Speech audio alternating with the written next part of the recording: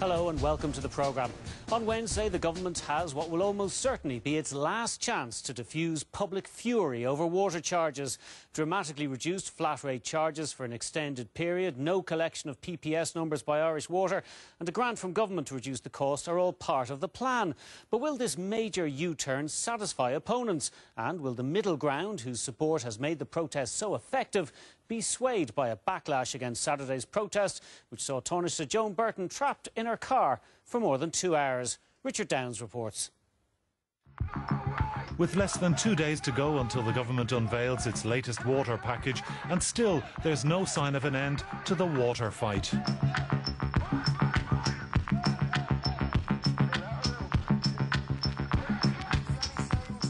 The footage was flagged on Twitter and Facebook, the internet spaces where the protest was first organised, and then posted on YouTube.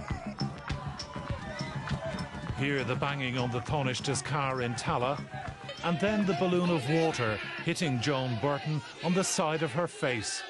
Proof, say her supporters, that the protests were violent and over the top.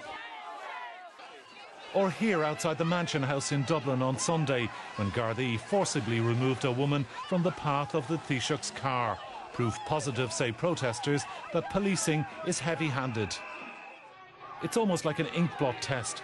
Was this gross intimidation of an elected leader, or the disruption of a legitimate protest against an indefensible charge? Up to now, it may have been a case of you see what you want to see. But perhaps this weekend's events were different. On Liveline on Radio 1, some but by no means all said that the Tallaght protesters had crossed a line. 815. Hello, good afternoon, and you're very welcome to Liveline. We've seen it on YouTube or on Twitter. The guns on there in Tallaght this weekend. It was absolutely horrific. You've been on the water protest so far. Does it affect... I am a little reluctant to go now. I am. Because I spoke to someone that we had planned to go up on the train, on the tent, and, you know, we were going to kind of make a day of it, maybe go up early in the morning and go downtown and that type of thing. But I am a little reluctant now. People weren't just banging the car. People were trying to talk to Joan Burton, and Joan Burton didn't want to answer any questions. You were just trying to ask her questions. I honestly have to say, the reason I rang you, if Ruth Coppinger describes that protest as exceptionally peaceful or whatever she says, I would not like to see one that was violent. The Green Party's Eamon Ryan, who was discussing the prospect of a referendum to enshrine water as a publicly owned service in the Constitution, agreed that the weekend's events were significant. What happened to Joan Burton, the Taoiseach, on Saturday was a disgrace. I mean, it was unacceptable, the sort of physical and verbal abuse she received. That has nothing to do with peaceful protest. And I think what the Socialist Party, what I've heard them saying, kind of in a sense condoning it, is a further problem, because I'm sorry, that's not what democratic peaceful protest should be about in this country. And if we need to get back to a proper debate, a respectful debate, yes, we need to kind of change the government and change the way they do things, but you don't do that by spitting at people, throwing water bombs at them, water balloons, and abusing them in the way that was done. I think it was wrong. In Donamead in North Dublin, the protesters don't see much wrong in what happened in Tallaght. In fact, some were there. They believe the events have been blown out of proportion by a media that's hostile to them. There's no major change of heart here. Support for continued protest appears rock solid. What do they expect? Do they think they're going to run in and wave little flags to her and say, thanks, Joan, thanks for the visit and all that. Thanks, by the way, I just had to send a couple of my children off on a plane now to go to Australia to get a better life. What does she expect? People are getting angrier and angrier. And the more that they keep going on about saying we're going to come back and revisit the charges. No, as long as the charges are going to be on the table, the people are going to get angrier. I can't understand why the ministers are going into areas where they know they've done it today and yesterday and again today. Joan Burton, I think, was up in Blanchardstown somewhere, and I think Mr Noonan was down in Limerick somewhere. Yeah, but that's where they live, but that's where they come from, isn't it? Yes, that's fair enough, of course, but why go into flashpoints to open something, close something or whatever? We don't see them very often on the ground in our areas. And tonight's events in Sligo, where the Taoiseach's car was targeted, means that the issue of how far protests should go is sure to remain hotly debated.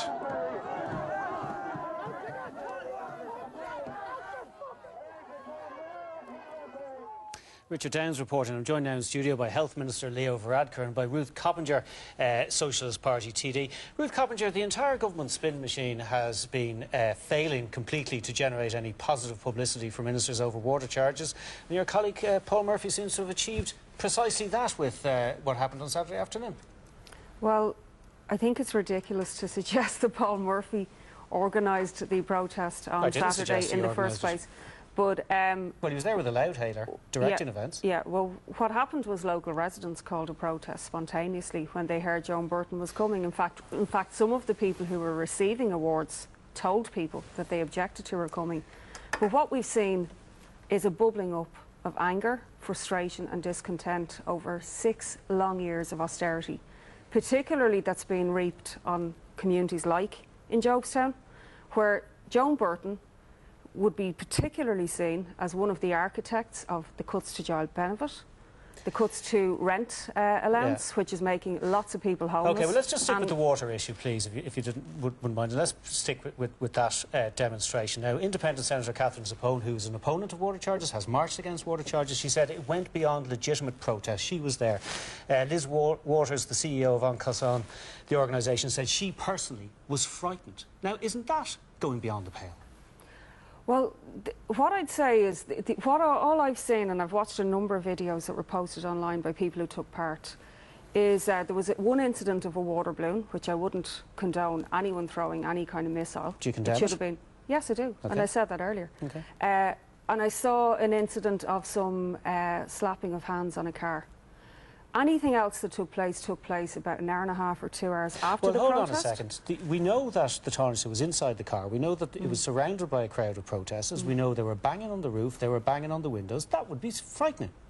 What does a minister expect? That they visit a highly disadvantaged area, one that I worked in for over 10 years, and I know the cutbacks that have been wreaked there on the education system, on health and on people's lives. Do you accept it would be frightening? That they swan into an area and they get a welcome and a red carpet. Do you accept that it would be frightening? I'm sure it would be. But what people were doing was using a legitimate tactic of a sit-down protest and delaying the minister from conducting her PR. Was it legitimate to use what you have accepted were frightening tactics? Sorry, to delay somebody in their car, no, maybe frightening for them. To bang on the roof. No, and I think other people also at the same time said a peaceful protest. But what I would emphasise is people do have the right to make their point in a very strong way to ministers and also to delay them on their PR and lying mission, which is what Joan Burton was engaged in. I think people accept that there's a right to protest, but plenty of people who are opposed to water charges are absolutely furious with the bad publicity that's been generated by this. Even your ideological soulmate Richard Boyd Barrett said organisers of future protests need to ensure they are peaceful. Sinn Féin's David Cullinane said heavy-handed tactics from protesters play into the hands of the government. Brendan Ogle said some of the behaviour was completely disgusting and people need to calm down. This was a known goal. Well, tonight there's a protest taking place in Sligo of 400 people. There's also a protest taking place in Limerick. We've seen protests in Tallaght, we've seen protests in Donaghmede. This is going to be a feature now of when ministers deign to come into working class communities. They won't be greeted with a doffing of the cap. They'll be venting But you complain that they don't listen to people. Yeah, and this is people now rising up after 6 years of austerity, and ministers, and particularly Enda Kenny and Joan Burton, would want to get used to it. OK, Leo Varadkar, the government is plainly milking this for all it's worth and more. Well, look, I think we need to make a big distinction between the 100,000 or so people who protested 2 weeks ago and the kind of scenes of violence and intimidation that we saw in Jobstown and Coolock and in other places in the last little while. I think there's a big difference, and the government has listened to the protests that happened a few weeks ago and will respond to people's concerns with the package of reforms on Well, are you Wednesday. equally concerned about the footage showing a female protester being outside the Mansion House yesterday, being flung unceremoniously out of the way? Well, look, I've only seen part of that footage, just what was shown now, but she was standing in the way of a moving car. So that's all right then, is it? Well, look, I think there's a difference in the Gardaí doing their job and using reasonable force to protect people. Well, is it reasonable to fling a woman like that? like I say, we haven't seen the entire footage, but if somebody has a complaint to make, they can make a complaint to the Guard Ombudsman, and that is an option for them. But something I really want to say about this, a lot of what we're seeing in the last couple of days is trying to undermine the Gardaí as well. And I think part of what's going on is an attempt to damage relations between communities, particularly in working class areas. Well, it appears to be working if people who were involved in the protest on Saturday claimed that young people were, the guards used pepper spray against young people. I mean, are you concerned about that? It depends. It depends on the circumstances, but I'm a strong supporter of the Gardaí, and I think that they have to do their job where they're confronted with violence, with intimidation. The kind of language that I saw being used against the Gardaí in Coolock in particular was really awful. People need to understand that the Gardaí are doing their job, and they need to be supported in their job. And another thing I really feel very strongly about is it shouldn't be the case that Gardaí should have to be there at all. Like, Gardaí have more to be doing than to be policing and marshalling socialist protests. And what's happening here is way beyond water. What we have now is a contest among Sinn Féin, the Anti-Austerity Alliance, and some distant Republican groups to try and be more militant than each other. And it's not the kind of thing that I think most right-thinking people want to see. Can I put that point to Ruth Coppinger? I mean, this is all about who gets to lead the water charge protest, isn't it? I mean, Sinn Féin had a sit-in protest in the Dáil last week, so Paul Murphy felt obliged to drive around Tala with his loudhailer in the boot of his car. This is laughable, okay, really laughable. 100,000 people took to the streets, and then 200,000 people took to the streets, and now people are aware of their own power, and they're going to protest in their local communities as well. What I'd say is the Minister has proven tonight he's very selective. There's no need for Gardaí to be doing the dirty work of Irish Water, spending taxpayers' money putting in meters that people don't want. You were very selective when women and children were abused by the Gardaí on a whole number of protests in the last week. Will have complaints been made about that? Well, I assume that the people involved have made complaints. What I would say is that we now need to recognise that the water charges are completely unimplementable.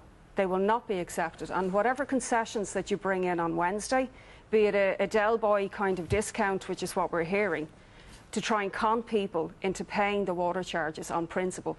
People realise that once you get this in, it will increase, the cap will be lifted when the pressure comes off the government, and you'll be faced with mass non-payment of these bills in January, believe me. OK, you say these protests will continue. You say that ministers will want to watch out when they're going about their business. I mean, there was two protests today in Blanchardstown, for example. Are you going to take responsibility for what happens if somebody gets hurt with one of these? There was two protests today in Blanchardstown. I had no knowledge of them or involvement in them. The idea that the Socialist Party or the Anti-Austerity Alliance is engineering protests, it's more of the sinister fringe, dissident, ridiculous claims that very right-wing people like Leo Varadkar like to make, who don't like when working class people get into action, and who don't really have any fondness for when working class people get into action.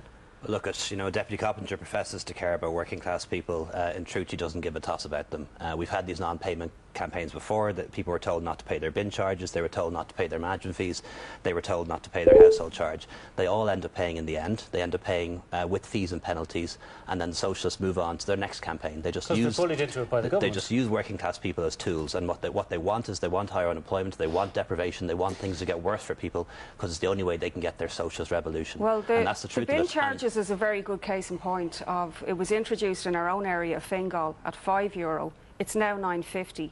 And the €110 standing charge has been implemented and the waivers are gone. So people know that that's what will happen too with the water charges. If they are conned into and lulled into paying this initial discounted water charge that you've brought in, it will rise relentlessly, just like the bin charges and just like the household charge morphed into the property tax. The only people that's conning anyone are the socialists, and they're conning people into these non-payment campaigns, because we all know in the end of the day that people will end up paying. And what's happened in my constituency, which I share with Ruth Coppinger, is you have people now who are unable to sell their homes because they have huge debts against those homes because they took the advice of people like Ruth Coppinger and didn't pay their bills. So, but don't we know that Irish water charges are going to rise? Because the government subvention is going to fall. Well, we don't know that for certain. I mean, but that's what it says. That's what it says in the programme. Well, look, nobody can predict the future. I mean, there will be a package of measures that will be announced on Wednesday. We'll respond to worries about affordability by having a cap on water charges, and as well as that people will have certainty for a number of years, and that's the way it's going to work. Okay, Ruth, what do you say to Leo Varadkar's suggestion that you're just using working class people to move towards a socialist revolution? That's what you want, isn't it? Well, I believe that we do need a massive change in society where the 1% don't dominate and where their writ doesn't run, and where the wealth and resources will be used for the benefit of the majority. Where things like the Minister mentioned housing, there's several people visited me today in my clinic who are homeless. I don't know if you come across this, Minister, but what are you doing about it? Absolutely nothing. People are being made homeless on a daily basis through Joan Burton's rent allowance cuts, and I've never heard you expressing any sympathy or putting forward any proposal. I, on the other hand, would favour the wealth, for example, that we have in the Strategic Investment Fund being used immediately to resolve the housing crisis. So those are key issues that I would like to see fundamental change on, absolutely. Well, first of all, we have a huge investment programme in housing, and that's been announced, and a lot of that work is underway. Bear in mind, only a year or two ago we were talking about ghost estates, and it shows how much things have changed since then, that we're now in a situation where we have a housing shortage, and it shows how much the economy has recovered. And we are going to invest huge amounts of money in a housing programme over the next number of years. And the fact that we're turning Irish Water into a utility that can borrow against the strength of its own revenues and its own assets, actually frees up loads of money for things like school building and hospitals and housing, for example. Hold on a second, Minister. You're now coming out with a plan on Wednesday where people are going to be paying much less than they had been expected to pay. So how is Irish Water going to have the money for the investment programme that you're talking about? Yeah, the way it works is that Irish Water is becoming a utility like the ESB. But how is it going to pass the European Union's market corporation test? Well, we'll have to see whether it does or not. We won't know that until next spring, but that's actually besides the point, because it is a semi-state. Well, we were told that it was the point. No, let me explain to you. Because it is a semi-state, whether it passes the market corporation test or not, it is a semi-state, just like, for example, others are, and it can borrow against the strength of its own assets and borrow against the strength of its own revenues. And why? But its revenue stream is going to be so much lower. It'll be lower than had been anticipated, but it'll still be strong. And the whole point is because it can do that, it can borrow against the strength of its own revenues and assets and invest in water. And we need to invest more in water. Sure. And not only do we get more investment in water, we then free up exchequer money for things like housing. We all know that, but we were told that this market corporation test is so important that we have to charge people for water so that Irish Water will pass the market corporation test. And now you're telling me it doesn't matter? No, it does matter, because... And we were also told for the last number of months... It matters because it affects our deficit, and it matters because it affects our national debt. But you don't know whether it'll pass it or not. But I can't say that for absolute certain, but that's certainly the way it's being structured, and it's intended that it will pass. Okay. We were also told for the last number of months that this was all about conservation, and it depends on how much water used, and you've just shelved all of that under pressure of events. No, that's not people correct. Should just be aware that once this gets in and gets bedded down, which I think they recognise, people aren't stupid. No matter how you think they are, they aren't. But you and they won't fall for this con job of getting a low rate in and then ratcheting it But up. in the meantime, there's going to be a general election. You claim that people are opposed to water charges, so presumably they'll vote for you and like-minded candidates, so you will presumably get a majority if the people are that opposed to water charges, and you can get rid of them when you're in government. Well, we're 4 water bills away from a general election, basically. This is going to be a major issue. If it hasn't been abolished by this government, it'll be a major issue in a general election. I think there will be a huge return of anti-austerity candidates of all different shades and hues. Yeah. And, but sure, you can't agree on anything. How do you mean we can't? You can't agree on even running a single candidate in elections. Well, I think there will be discussions actually about maximising the anti-austerity and the left candidatures. And will you do a deal with Sinn Féin to get into government to get rid of water charges? Well, the Socialist Party, the anti-austerity lines, wouldn't be doing a deal with Sinn Féin because we would favour a left government, which Sinn Féin isn't. I mean, they've proven that recently. OK, but you still think you're going to get a majority? I didn't say we would have a majority, no, but we will be a very important. We will be a very important force in a new Dáil. Isn't the net issue from this weekend that the scenes we saw in Jobstown on Saturday are going to turn off a lot of middle-class people who are supporting the protests, who came out in their tens of thousands? And isn't the fact that the government's tweaking of the deal, or U-turn, whatever you like to call it, is actually going to lead to a lot of people saying, well, actually, maybe I won't bother protesting the next time? I don't think so. I don't think that people will be happy with what the government seems to be proposing, which we obviously have to wait and see the details on Thursday. I think they'll see it for what it is, which is an under-pressure con job.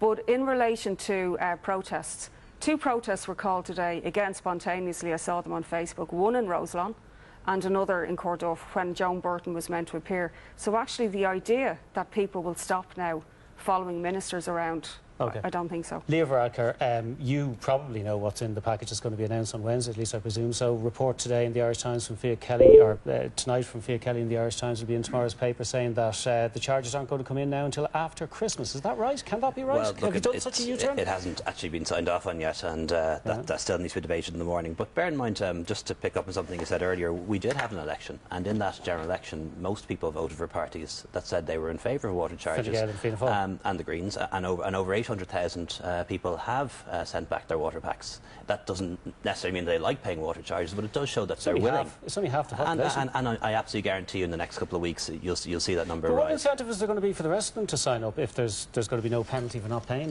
which is what we're hearing? No, look, obviously there will be penalties for people not paying, and there will be enforcement mechanisms, but that will all become clear on Wednesday.